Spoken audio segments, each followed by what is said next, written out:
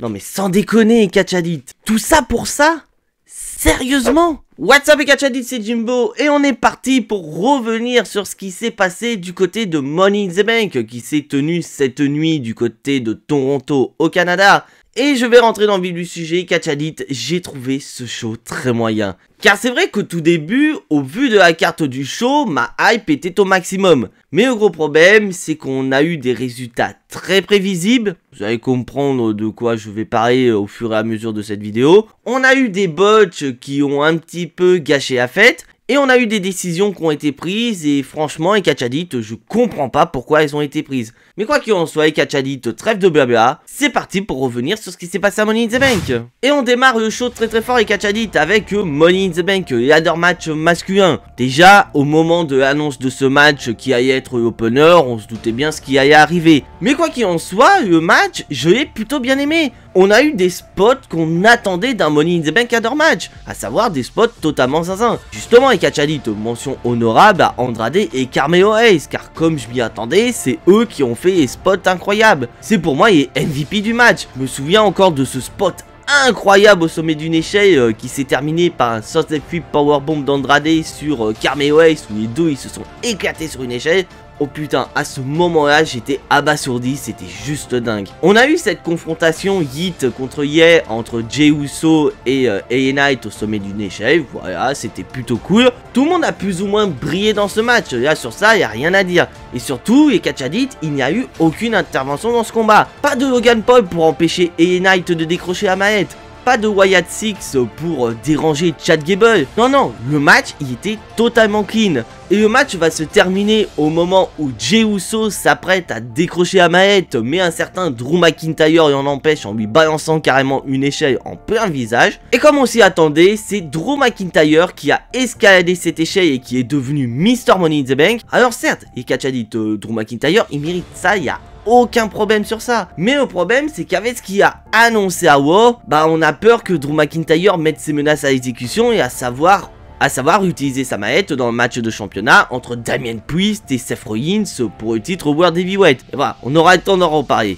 Mais n'empêche, très bon match pour lancer ce Money in the Bank. Et après ça, les Catchadit, on continue sur notre lancée avec le match que j'attendais le plus, à savoir le match pour le titre intercontinental entre Bron Breakker et Sami Zayn. Et je vais dire honnêtement, les Catchadit, je suis extrêmement déçu de ce match. Dans l'ensemble, le match, il est excellent. Sur ça, il n'y a rien à dire. Mais moi, ce qui me dérange, c'est la fin de match. Parce qu'en soi, je m'y attendais à cet excellent combat entre Sami Zayn et Bron Breakker. Parce que déjà, d'un côté, Sami Zayn, il n'y a plus rien à prouver, que ce soit en tant que champion intercontinental ou en tant que catcheur. C'est très bien qu'il va nous faire des dingueries dans le ring. Et là, vraiment, toute attention, c'était sur Bron Breakker. Parce que je rappelle, les Catchadit, qu'il s'agit du premier match de Bron Breakker dans un PLE. Donc vraiment, le but, c'est de mettre Bron Breakker en avant. Et je trouve personnellement, WWE, vous avez réussi votre coup. Bron Breakker, il était juste incroyable dans ce match. C'est vraiment le Bron Breakker qu'on a connu du côté de NXT. C'est le mec qui est extrêmement puissant mais qui est capable de faire des dingueries dans le ring. Donc avec tout ça, on se dit ça y est, c'est bon moment, Bron Breakker il va battre Sami Zayn et il va repartir avec le titre intercontinental. Et figurez-vous que les Catchadit, c'est pas le scénario qui s'est produit.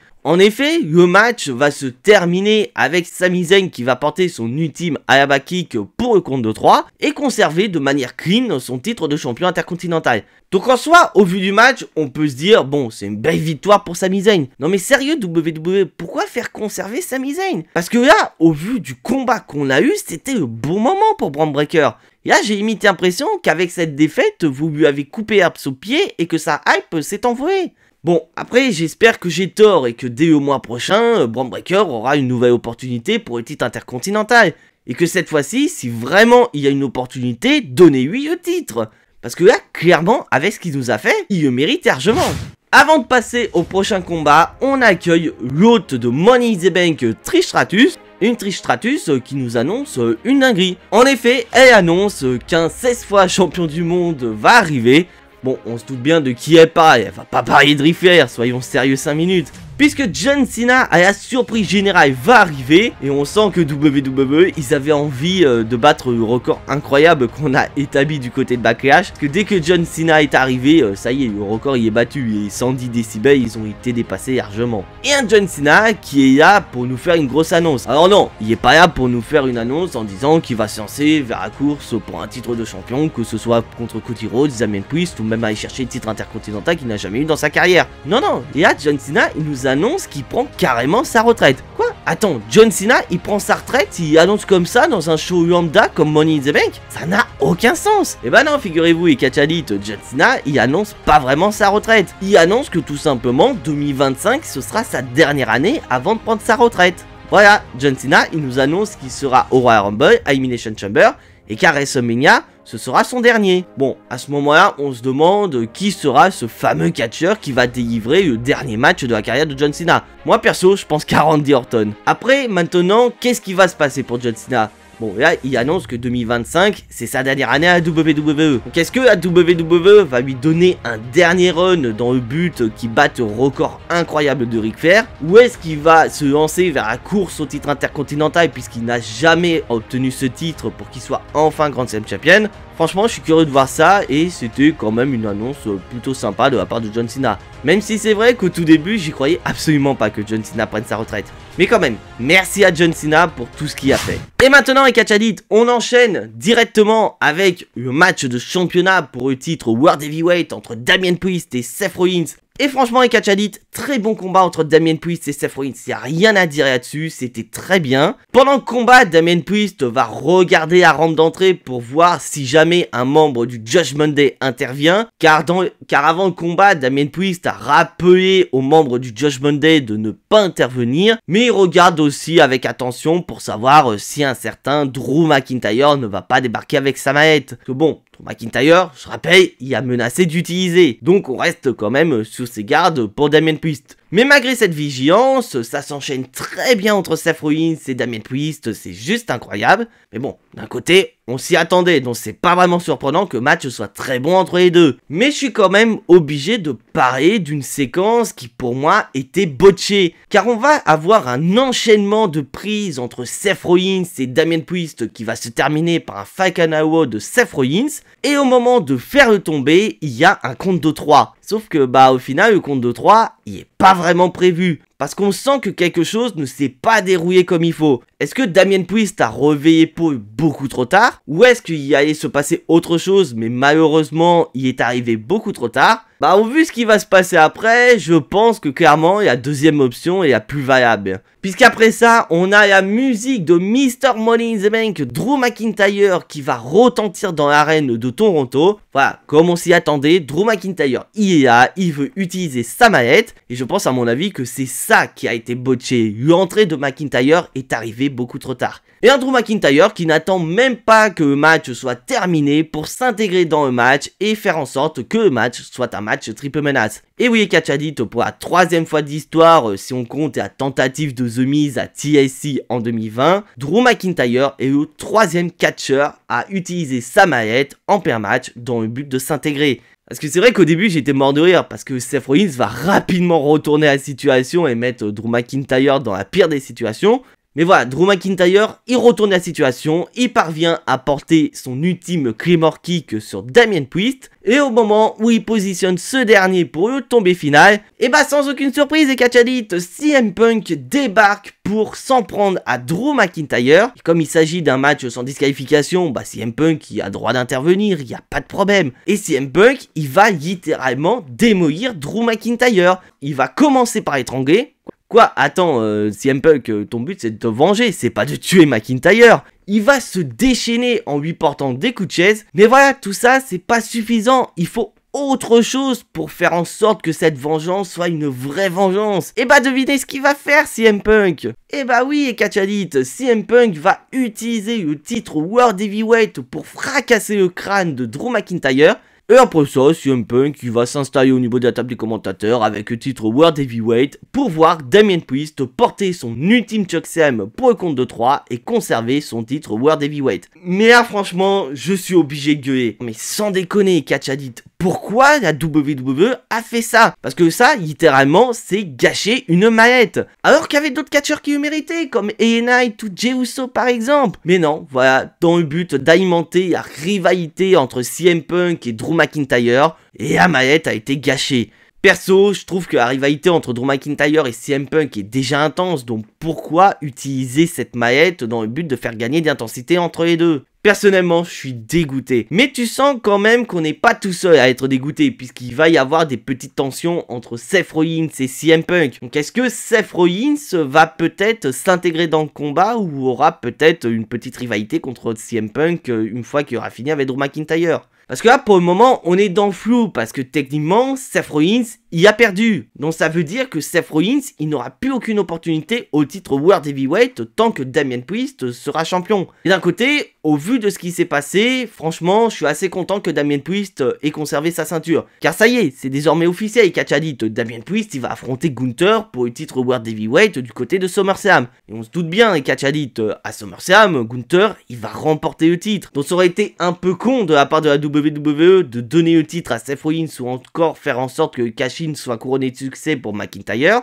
pour qu'au final, Gunther leur roule dessus et gagne le titre World Heavyweight. Mais n'empêche, extrêmement déçu de l'utilisation de la maillette. Parce que là, pendant un an, on n'aura pas de Mr. Money in the Bank. Et justement, les Catch Addict, en parlant de maillette Money in the Bank, on enchaîne immédiatement avec Money in the Bank ladder match féminin. Et je vous cache pas, les Catch Addict, pour dire que ce match était un peu bizarre. Même si le match commence de manière assez comique avec Chelsea Green qui essaye d'une manière assez bizarre d'aller décrocher la maillette, parce qu'en gros elle utilise une échelle pas pour escalader mais pour taper sur la maillette dans le but de la faire tomber, voilà. C'était assez rigolo, c'est du Chelsea Green tout craché. Mais au moment où le match commence à gagner en intensité, on a un défilé de botch. Et ça, pour être honnête, ça m'a déconnecté du match pendant quelques minutes. Parce que pour moi, il y a un enchaînement de botch, ça fait que le match, il est pas très intéressant. Mais bon, le match repart de plus belle avec notamment Tiffany Stratton qui va nous faire un saut vers l'extérieur qui celui-là n'est pas botché. Et après ça, avec Catch Addict, on a un enchaînement de spots totalement zinzin. Et j'ai presque même envie de dire que les femmes ont été bien meilleures que les hommes. Bon, après, d'un côté, c'était pas vraiment étonnant. Parce qu'on avait quand même des catcheuses qui étaient capables de nous faire des spots totalement ouf. Comme par exemple Ira Valkyria qui va nous faire une German Suplex sur Io Sky alors qu'elles sont sur une échelle. Mais n'empêche, le spot de la soirée pour moi revient à Zoey Stark et Io Sky qui vont littéralement se démolir le dos sur une échelle. C'était juste incroyable. Et à noter que durant le match, on va avoir une petite alliance entre Chelsea Green et Tiffany Stratton qui vont sortir deux tables. Où là tu sens que les deux tables ils vont être utilisées pour le spot final. Et justement, les Catch Addict, le match va se jouer entre Chelsea Green et Tiffany Stratton. Mais Tiffany Stratton se souvient qu'elle a posé des tables avec Chelsea Green. Donc elle va pousser cette dernière qui va retomber sur les deux tables. Voilà, petite référence à ce qui s'est passé du côté de NXT pour Chelsea Green où dans un même match, elle a fini éclatée sur deux tables. Et comme on s'y attendait, Catch Addict, Tiffany Stratton décroche la maillette et devient Miss Money in the Bank. Donc là, cette fois-ci, il n'y a pas de souci. Elle a aucune chance de cash in sa maillette puisque Bayley ou encore Liv Morgan ne défendent pas leur ceinture dans le show. Mais très bonne victoire pour Tiffany Stratton et j'espère qu'elle va réussir son cash-in et devenir championne du côté de SmackDown. Peut-être pourquoi pas du côté de SummerSlam si on suit mon scénario. Et maintenant les Catch Addict, c'est l'heure du main event. Cody Rhodes, Randy Orton et Kevin Owens affrontent Aberdeen. Et là je suis désolé Catch Addict mais je me suis totalement loupé. Parce que c'est vrai que dans mon Gymodostic j'avais imaginé que c'est Solo Sikoa qui allait rester aux abords du ring et qui allait laisser Jacob Fatu, Tonga Loa et Tama Tonga s'occuper de Cody Rhodes, Randy Orton et Kevin Owens. Sauf que non, et Catch Addict, Solo Sikoa va chausser ses chaussures et va aller catcher aux côtés de Jacob Fatu et Tama Tonga. Ça va être Tonga Loa qui va rester aux abords du ring. Bon, perso, j'ai envie de dire, pourquoi pas, ça peut être très intéressant. Mais là où je me suis posé la question, c'est que vu que ce match est le main event, il allait se produire quelque chose. Et bah figurez-vous que le match, il est plutôt correct. Voilà, je peux pas aller plus loin. Le match, il n'y a rien à dire. Mais celui qui va briller dans le match, selon moi, c'est Jacob Fatu. Ah non, mais là, le mec, il est totalement incroyable. Bon, après, d'un côté, techniquement, c'est son premier match officiel à la WWE. Donc le but de ce match, c'est de le présenter comme un nouveau bras armé de Aberdeen. Et autant dire qu'ils ont réussi leur coup WWE. Parce que le mec, il va quand même se prendre le DDT classique Orton et il va même pas du tout le vendre. Donc quand Orton, il se retourne et se met en mode vipère, il est incroyablement surpris de voir Jacob Fatu sur ses 2 jambes. Et après ça, Catch Addict, ça va s'enchaîner de manière assez normale. Mais le match va prendre une autre tournure quand l'arbitre va se retrouver totalement KO. Et oui, Catch Addict, même si Solo Sikoa est notre nouveau chef tribal, ça n'empêche pas que l'arbitre prend très cher dans le match. Et après ça, bah ça va partir en cacahuète à l'extérieur, tout le monde va se taper dessus. Et avec toute cette pagaille, l'arbitre va à nouveau prendre cher dans la gueule et va faire dodo pendant un petit moment. On va repartir dans le ring et au moment où Kevin Owens s'apprête à en finir une bonne fois pour toutes avec Tama Tonga, Tonga Loa va à nouveau intervenir et va porter un coup dans les bouillas papa de Kevin Owens. Bon, il va pas réussir du premier coup, mais la deuxième fois qu'il va tenter, non seulement il va toucher sa cible, mais il va en plus frapper inconsciemment son frère. Voilà. Bon, c'était involontaire, c'est parti de pubelle entre les 2 frangins. Randy Orton va revenir dans le ring et va porter des RKO à répétition jusqu'à se faire calmer sec par Solo Sikoa avec son Samoan Spike. Et après ça, Cody Rhodes va revenir à son tour dans le ring et va tenter son enchaînement de Crossroads sur Solo Sikoa. Sauf qu'au moment de porter son ultime Crossroads, Jacob Fatu va arriver et sauver les fesses de son chef tribal. Et il va offrir le champion Undisputed à Solo Sikoa qui va en finir une bonne fois pour toutes avec son Samoan Spike pour un compte de 3 et ainsi donner la victoire à la Bloodline. Alors pour être honnête avec vous et Catch Addict, je suis assez choqué de cette fin de match. Parce que bon, je suis d'accord avec vous, c'était assez logique que la Bloodline remporte le combat. Mais putain, je m'attendais absolument pas à ce que Solo Sikoa fasse tomber sur Cody Rhodes. Parce que là, Solo Sikoa, avec le tombé qu'il a fait sur le champion, il est apte à demander un match de championnat contre ce dernier à SummerSlam. Mais d'un côté, c'est pas du tout surprenant. Mais voilà, victoire assez logique de la Bloodline. Et le show va se terminer ainsi. Voilà, aucun retour, que ce soit de Roman Reigns ou Jimmy Uso. On termine le show avec une Bloodline conquérante. Une Bloodline qui se rapproche petit à petit du titre Undisputed. Et voilà les Catch Addict, c'est tout pour les résultats de Money in the Bank 2024. Comme je l'ai dit, les Catch Addict, j'ai trouvé ce show très moyen. Et c'est vrai qu'avec le recul, du fait que j'avais une hype incroyable pour ce show, je suis terriblement déçu. Parce que bon, c'est vrai que dans l'ensemble, les matchs sont plutôt bons. Ça, sur ça, il n'y a aucun débat. Les matchs, ça va. Mais moi, le gros problème, c'est avant toute chose certaines décisions. Parce que ok, faire gagner Drew McIntyre pour la mallette, c'est normal, il le mérite. Même si c'est vrai qu'il y en a d'autres qui le méritent, comme LA Knight ou encore Jey Uso. Mais putain, pourquoi lui faire utiliser la mallette quelques minutes après avoir gagné pour qu'au final son cash-in soit raté? Parce que là, littéralement, on parle de sacrifice de mallette. Alors que pour moi, il n'y avait absolument pas besoin de faire cash-in Drew McIntyre pour donner de l'intensité dans sa rivalité contre Punk.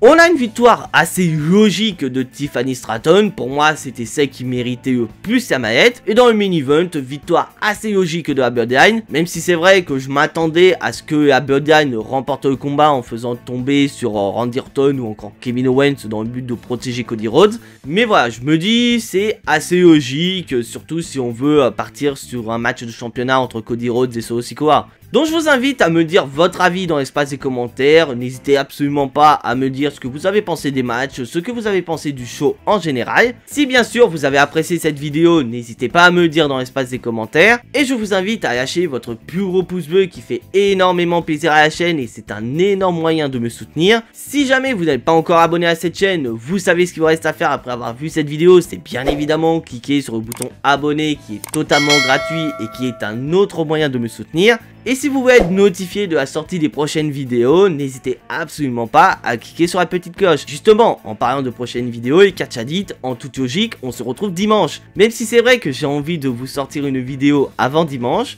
je vous donne quand même rendez-vous dimanche prochain pour une toute nouvelle vidéo. Voilà, je pense qu'il y en a beaucoup qui ont deviné de qui je vais parler dans cette vidéo. Et quoi qu'il en soit, on n'oublie pas le plus important. Soyez tous très fiers d'être des Catch Addict. C'était Jimbo, et à la prochaine!